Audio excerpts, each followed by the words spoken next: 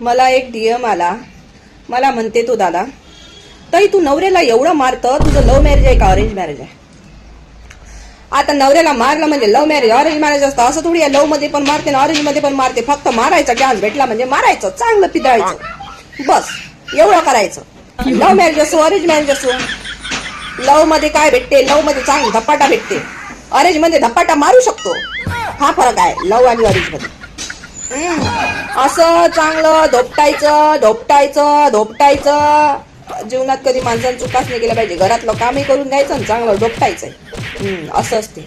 मग आता तुम्ही ओळखा लव्ह मॅरेज मध्ये असतं का लव्ह मॅरेज असतं धोपटायचं काम? तुम्ही मला सांगा.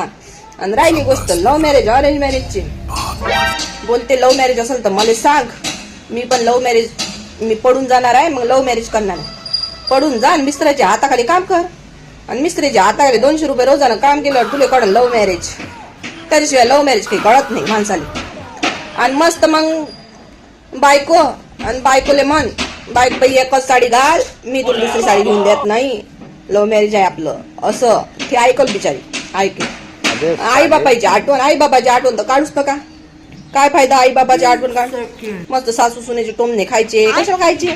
लव्ह मॅरेज केलं मस्त मजेशीर जगा जिंदगी मजेशीर.